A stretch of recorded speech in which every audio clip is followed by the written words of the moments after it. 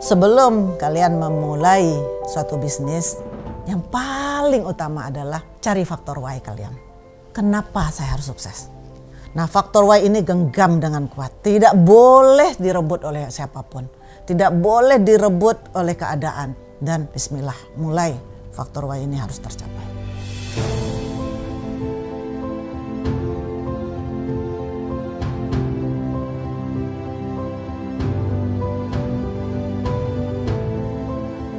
Kita sudah fokus hanya ayam goreng. Siapa yang menyangka 98 terjadi krisis moneter. Ya, terjadi bakar-bakaran di Jakarta. Akhirnya apa? Boro-boro orang membeli ayam goreng. Yang penting di saat itu susu anak harus ada dulu, beras ada dulu. Jadi boro-boro orang berpikir ayam goreng. Kami saat itu masih kaki lima. Nah, akhirnya kami bangkrut.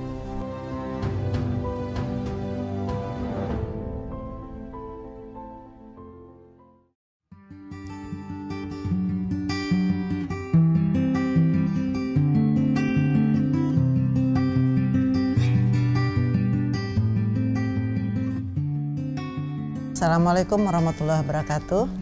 Perkenalkan, nama saya Eva Linda. Saya berasal dari Payakumbuh, Sumatera Barat, ya. Dan saat ini saya tinggal di Ciganjur, Jakarta Selatan, dengan usaha saya The Besto. Saya lahir di desa kecil di Ampang Gadang, Kabupaten 50 Kota, Payakumbuh, Sumbar. Saya terlahir dari anak keempat dari 4 bersaudara. Ayah dan ibu saya adalah seorang petani yang sangat sederhana.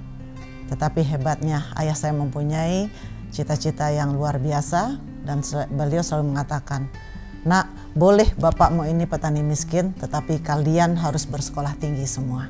Itulah ayah saya. Kemudian saya sebagai anak paling kecil betul-betul menyaksikan bagaimana ayah saya menguliahkan kakak-kakak saya. Disitulah Bapak dan Ibu, perjuangan ayah saya yang luar biasa membuat satu cita-cita kecil saya waktu kecil itu adalah saya ingin merubah keadaan ini. Saya ingin bisa memperbaiki ekonomi keluarga. Saya harus bisa mengangkat derajat orang tua. Itulah cita-cita kecil saya. Singkat ceritanya tahun 84 saya diterima di IPB, Institut Pertanian Bogor, sebagai mahasiswa undangan. Di waktu saya mau berangkat ya ke Bogor, bapak saya angkat tangan. "Nak, bapakmu ini sudah tua, bapak nggak sanggup lagi. Kamu nggak usah kuliah ya."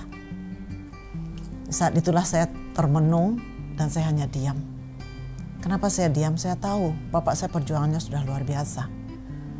Dan karena kondisi kesehatan beliau juga, ya, dan juga karena sudah umur, saya nggak bisa berkata apa-apa. Tapi di saat itu muncul lagi seorang pahlawan di dalam diri saya, yaitu kakak saya.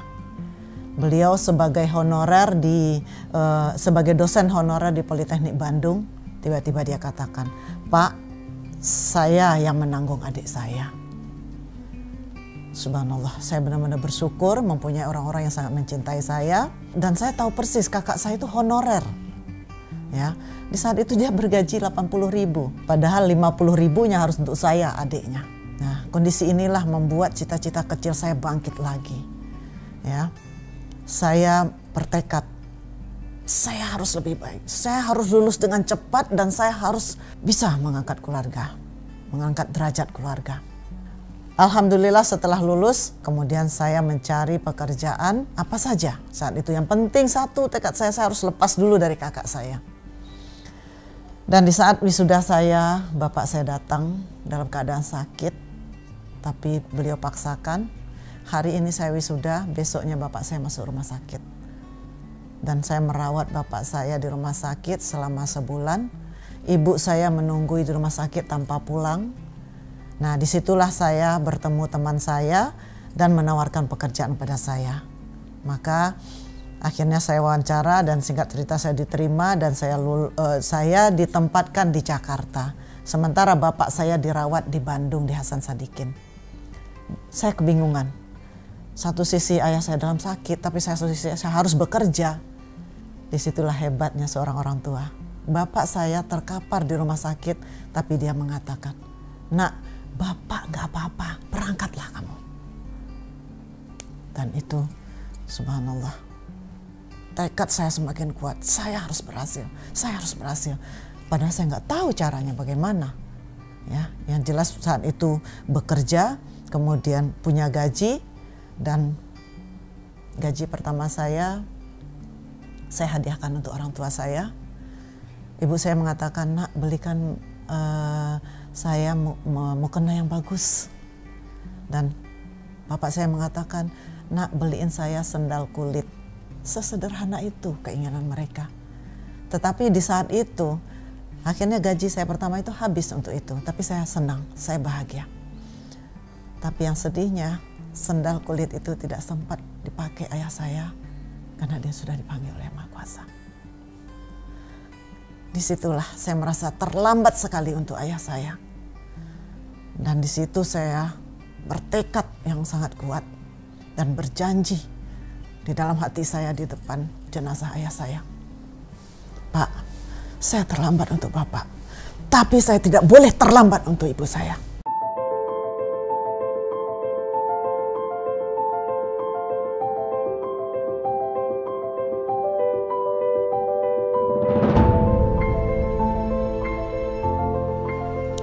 Nah, setahun saya bekerja, saya menikah, kemudian saya dipertemukan dengan jodoh yang juga beliau adalah seorang anak petani sederhana.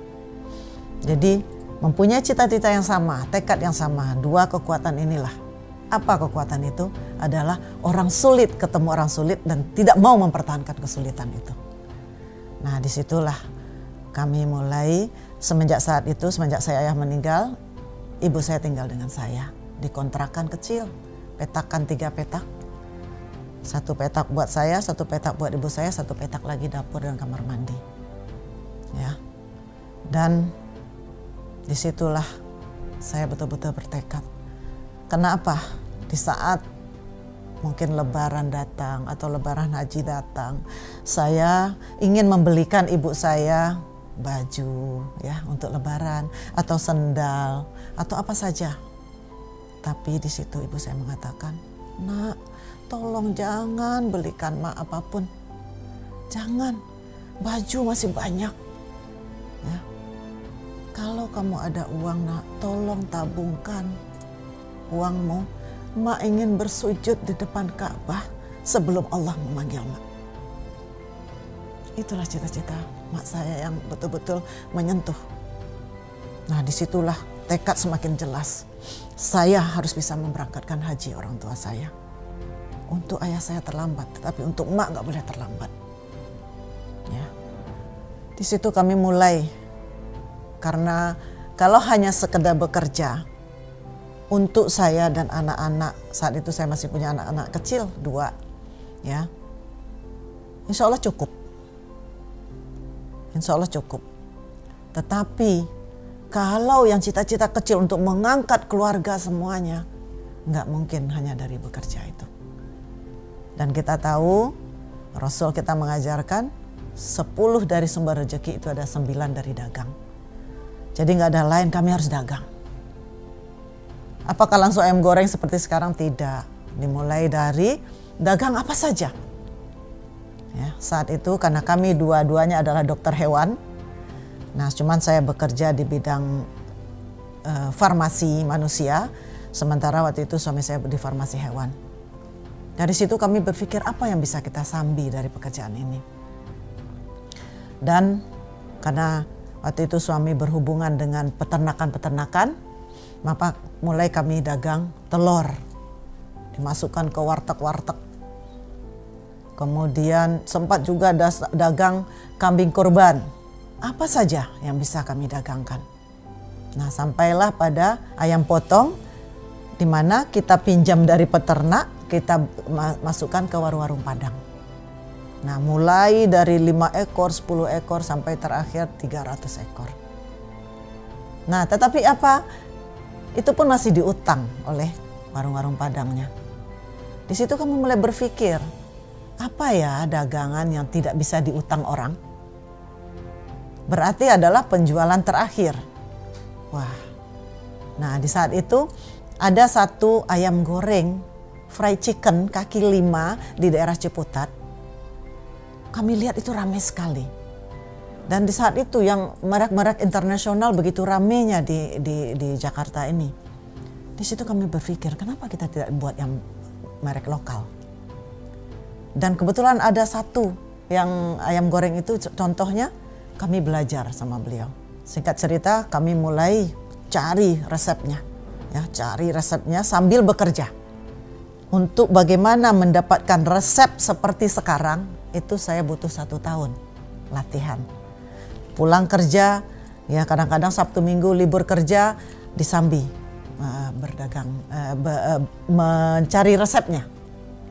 Ya, akhirnya sampailah ketemu resep yang sekarang, seperti sekarang, dan itu selalu di-upgrade dari tahun 94. Ya, jadi saya memulai ayam goreng tahun 94, di saat itu anak saya yang kedua baru lahir. Kami memulai ayam goreng masih dalam keadaan bekerja. Sampai terakhir tahun 97, nah itu saya masih bentuk kaki 5 saat itu. Karena kami bermain di kaki 5 ini 17 tahun. Ya. Nah, saat itu masih kaki 5 dan omsetnya saat itu subhanallah. Ya. 3 juta sampai 5 juta, suatu omset yang luar biasa saat itu. Nah, kebetulan tahun 97 itu lagi bagus-bagusnya omset, saya berpikir untuk fokus ke sini.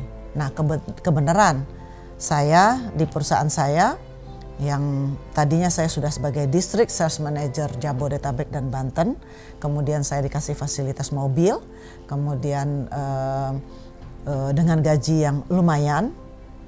Tapi di saat tahun 97 itu mulai terjadi merger perusahaan, termasuk perusahaan saya. Akhirnya boleh dengan mergernya perusahaan ini boleh mundur tapi dikasih pesangon. Nah, situlah saya ambil kesempatan itu. Karena apa? Ayam goreng mulai bagus. Dengan omset yang bagus saya harus membantu suami waktu itu adalah untuk mengembangkan ini. Karena yang untuk keuangannya lebih kepada saya. Tapi untuk pengembangannya itu pada suami.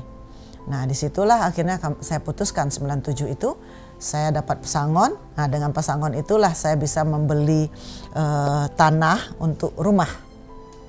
Ya, dengan ya DP-nya lah lebih kurang, kemudian kami cicil. Nah, disitulah setelah 7 kali pindah kontrakan dari pertama nikah. Nah, kontrakan ke-7 inilah yang akhirnya bisa kami miliki dengan itu pun dengan mencicil. Nah, singkat cerita saya berhenti bekerja dengan fasilitas perusahaan dikembalikan. Nah, di situ kami mendapat tantangan dari keluarga.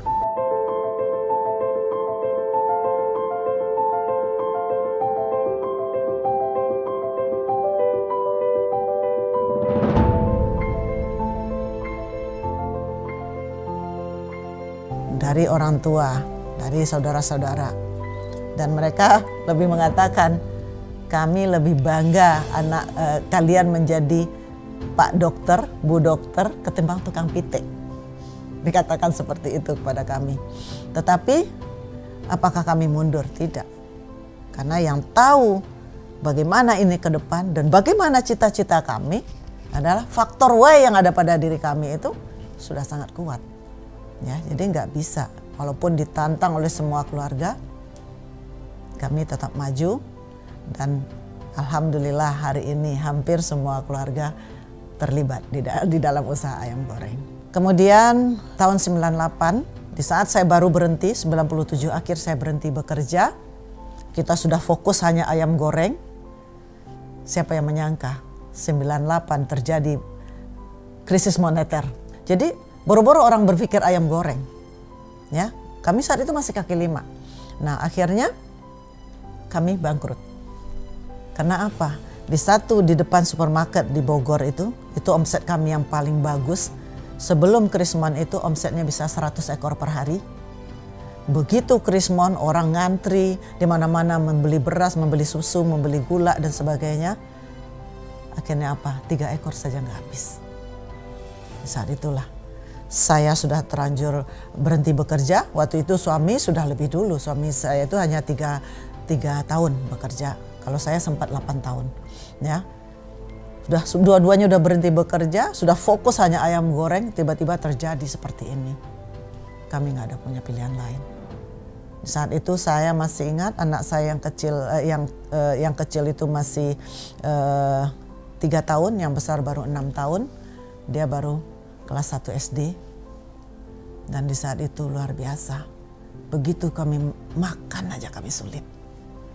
Ya, untuk pagi ini kita udah sarapan, untuk makan siang kami belum ada. Ya, karena kami udah ayam goreng sudah tutup semua.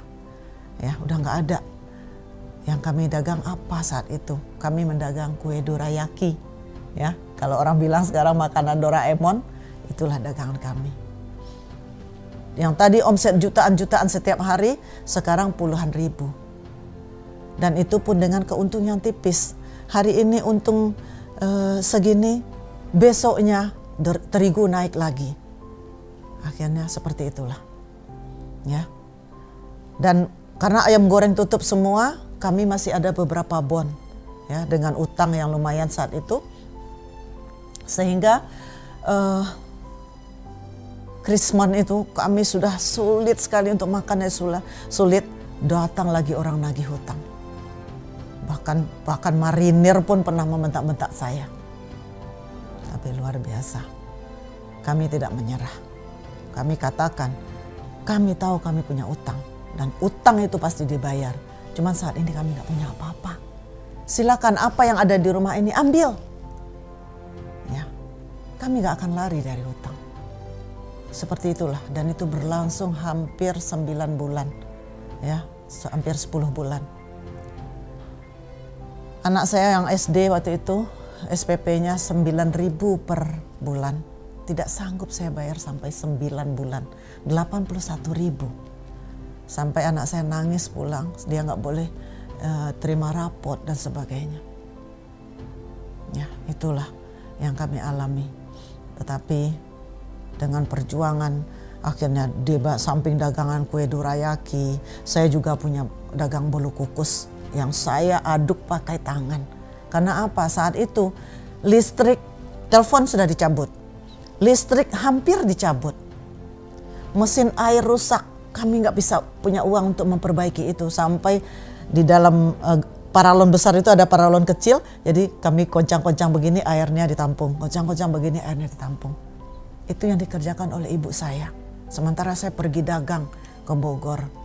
Di saat itulah saya merasakan bagaimana kami, ya, pulang dari dagang di Bogor naik kereta sampai Depok Lama, ada mobil bak ditinggal di Depok Lama karena untuk bensin ke Bogor udah nggak sanggup. Ditaruh di Depok Lama, kami naik kereta, kemudian pulangnya dengan kereta terakhir, baru naik mobil lagi ke rumah. Seperti itu. Dan kami selalu pulang, orang sudah tidur pulas, kami memulai aktivitas, orang belum bangun. Saat kita lelah, hampir menyerah itu, apa yang saya lakukan? Nah, saya selalu melakukan di saat saya pulang ke rumah, ibu saya dan anak saya udah pada tidur, dan saya yang lelah sekali dan hampir menyerah ini, saya langsung masuk ke kamar beliau. Saya pandangi wajah ibu saya dengarkan kata-katanya yang mungkin dia tidak ucapkan. Kalau ibu saya pernah mengucapkan, "Nak, saya ingin pergi haji sebelum Allah panggil saya. Saya ingin bersujud di depan Ka'bah, Nak, sebelum Allah panggil saya." Kata-kata itu saya dengarkan lagi. Saya pandang wajah ibu saya yang sudah keriput, yang sudah tua, karena beliau pun berangkat haji itu sudah lebih dari 70 tahun usianya saat itu. Dan apa yang saya lakukan?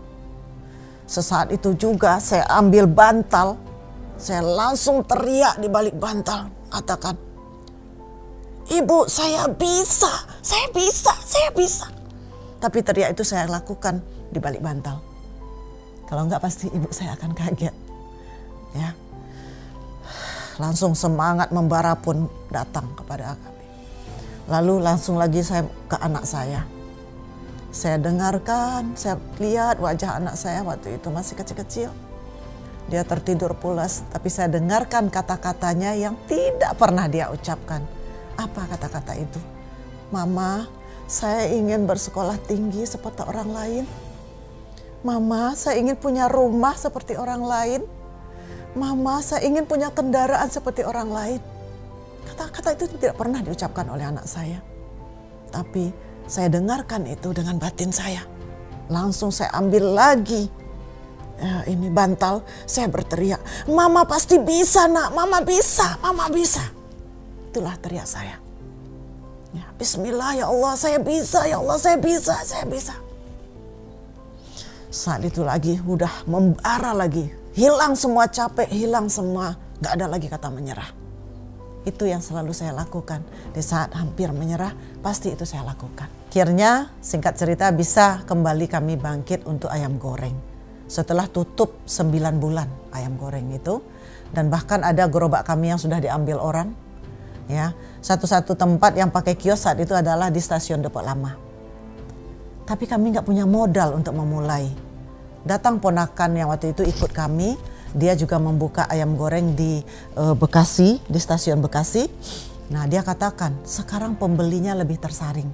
Yang tadinya semua ke merek-merek internasional itu mereka udah mempunyai penghasilan yang berkurang, akhirnya ke kaki lima.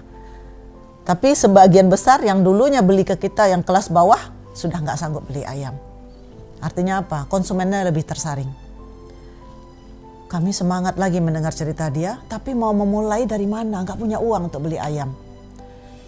Ya, tapi dua hal yang selalu saya gunakan saat itu adalah bahwa dua ini yang selalu menyelamatkan saya di saat mental saya terpuruk. Pertama adalah Allah tidak akan menguji umatnya di luar batas kemampuannya. Itu benar-benar saya pegang.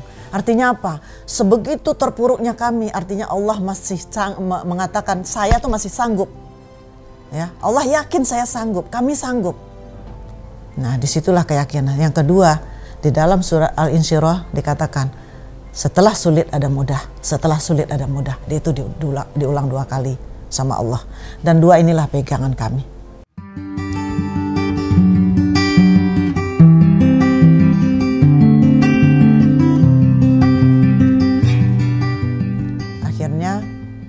Bismillah, saya datang. Suatu pagi saya datang ke pasar Depok, berkenalan dengan seorang tukang ayam. Saya masih ingat namanya Mas Yadi. Saya kenalan sama dia. Mas, sampean namanya siapa? Yadi mbak. Mas, aku Eva. Saya punya kemampuan, saya punya keahlian membuat ayam goreng fried chicken. Ya, saya punya tempat di stasiun Depok Lama, tapi saya nggak punya modal, Mas. Sampean kalau percaya kepada saya, pinjamin saya ayam 5 ekor. Subhanallah, ya, dengan izin Allah, dia percaya sama saya dikasih ayam 5 ekor. Dan saya katakan karena rumahnya dekat dengan stasiun Depok Lama, Mas nanti maghrib sampean datang ya ke kios saya. Insya Allah doain supaya ini laku, nanti saya bayar. Alhamdulillah, belum sampai maghrib sudah habis. Kita jam 5 itu habis 5 ekor. Saya tungguin Mas Yadi ini gak datang-datang. Sampai Isya dia baru datang. Terus saya tungguin. Kios saya udah tutup tapi saya tunggu. Kenapa? Komitmen. Karena saya diberi kepercayaan, saya harus menjaga kepercayaan itu. Begitu dia datang kucuk-kucuk sekitar jam 8 dia datang. Mas kok sampai suruh datang maghrib kok jam segini? Ya sudah sih mbak, tinggal aja. Oh enggak mas, alhamdulillah mas habis nih modalnya, saya kembalikan ke dia. Untungnya saya pegang. Dan untung ini besoknya saya tidak boleh makan lebih dari 20%. Jadi kalau kita untung 10.000 hanya 2.000 boleh untuk makan. Itu yang saya lakukan dulu. Jadi dengan benar-benar hanya dengan amplop-amplop yang saya siapkan. Ya, ini untuk listrik, ini untuk ini untuk beli tepung lagi, ini dan seterusnya. Ya. Akhirnya besoknya saya pinjam 10, besoknya lagi 15, 20 dan seterusnya. Alhamdulillah sampai 40-50 ekor. Disitulah bangkit lagi. Kami punya tempat yang lain di Bogor dan sebagainya. Akhirnya kami beranikan untuk buka lagi. Dan itu berlangsung sampai 17 tahun kami kaki lima. Dengan suka dukanya. Nah, alhamdulillah di tahun 2011 kami berpikir untuk menaikkan grade dari ayam goreng ini, yaitu kita mau maju ke kios. Wah, di saat itu ditentang oleh karyawan-karyawan bahwa harga yang segini aja sudah dianggap mahal. Karena kami kaki lima, di kaki lima kami paling mahal harganya saat itu. Nah kemudian mau naik lagi ke kios dengan harga yang lebih mahal lagi. Apa iya? Nah akhirnya 2011 itulah baru kami putuskan naik ke kios dengan nama The Besto. Karena dulu namanya adalah KFC, Kentucky Fried Chicken. Belilah, ya. Nah kemudian begitu kami ajukan ke hak paten, nggak bisa karena mirip dengan merek internasional. Jadi kami ditolak. Akhirnya dia suruh carilah beberapa nama. Nah salah satunya adalah The Besto dan The Besto ini diterima. Jadi The Besto itu sebenarnya cuma apa? The best toh. Kami punya moto The Besto, jagonya rasa. Ya, jadi rasa ini memang nomor satu kami perhatikan. Yang selalu kami upgrade dari tahun 94. Saya sudah yakin menemukan bumbu. Kemudian kita selalu upgrade dari waktu ke waktu. Kita selalu uji coba dengan merek-merek internasional. Secara berkala kami tetap tes rasa dengan blind test, ya, di mana kami ambil produk kita, produk kompetitor, produk merek-merek internasional, lalu kita potong kecil-kecil. Jadi hanya kita yang tahu. Kemudian kami undang teman-teman anak saya, teman SMA-nya. Bahkan waktu kita mau membuka di Padang, kami tes dengan mahasiswa-mahasiswa di sana karena anak saya di saat itu sudah mahasiswa. Nah, dengan teman-temannya kita undang mereka dengan blind test seperti itu. Kalau belum mereka mengatakan 80 sampai 90% enak kami belum berani untuk buka. Nah, dan itu selalu kami upgrade seperti itu, dan untuk produk-produk baru kami buat juga seperti itu. Kalau dari hasil blind testnya belum 80% minimal mereka mengatakan enak kami belum launching. Seperti burger, ya, seperti juga spaghetti dan sebagainya, produk-produk lainnya, kentang dan sebagainya, kami selalu lakukan seperti itu. Ya, dan sampai saat ini kami terus mencoba membuat produk-produk baru. Nah, jadi yang kata kunci pertama adalah rasa. Yang kedua adalah tempat. Mencari tempat ini kita betul-betul selektif. Ya, betul-betul di survei dengan berlapis. Pertama sekali tim survei kami, kemudian dilihat oleh tim supervisornya yang lebih atas lagi, nanti terakhirnya kami sendiri. Ya, dan dari pengalaman itu kami betul-betul survei. Kami mengambil kelas 2 dan kelas 3, jadi bukan jalan utama, jalan kelas 2 dan kelas 3. Ya, kalau kelas utama biarlah untuk merek-merek yang besar dengan modal-modal yang besar. Tapi kami mengambil kelas 2 dan kelas 3. Nah, jadi kami survei berapa motor yang lewat per 10 menit, berapa kakak yang ada di lingkungan situ, kemudian apa mata pencarian mereka, dan berapa uang berputar di sekitar itu dalam satu hari. Ya, nah itu kami hitung semuanya. Seperti contohnya di Timbul nih. Di Timbul ini berapa motor kan begitu tingginya. Kenapa kami patokannya motor? Karena kami mengambil segmen kelas menengah ke bawah. Jadi kalau mobil itu nggak kami hitung. Kalaupun ada mobil bonus lah gitu ya. Motor ini, nah minimal setiap 10 menit itu minimal 400 motor yang seliweran di situ. Ya. Kemudian berapa radius 1 kilometer, berapa kakak. Nah, kemudian apa mata pencarian dan berapa uang berputar di situ. Maka kami perkirakan di Timbul itu ada pom bensin contohnya. Kemudian di situ ada pasar, ada Indomaret, ada Alfa, ada pecel lele, ada apalagi yang rame, semua kita hitung. Oh, kalau di situ uang sehari berputar 100 juta, masa kita 10% gak dapat? Sebelum kalian memulai suatu bisnis, yang paling utama adalah cari faktor why kalian. Ya, cari faktor why kalian, ya, terutama anak-anak muda ini, mulailah berbisnis dari usia muda, ya, dari mahasiswa sekalipun, cari faktor why, kenapa saya harus sukses, dan itu biasanya faktor why itu bukan untuk diri sendiri, tetapi adalah untuk orang-orang yang kita cintai, karena kalau untuk diri sendiri kita gampang menyerah, ya, tapi untuk orang yang kita cintai tidak ada kata menyerah. Siapa itu? Mungkin ayah ibu kita, mungkin anak-anak kita, istri kita, saudara kita, adik kakak kita. Hanya teman-teman yang tahu. Nah, faktor Y ini genggam dengan kuat. Tidak boleh direbut oleh siapapun. Tidak boleh direbut oleh keadaan. Tidak boleh direbut oleh orang tua, saudara, atau siapapun.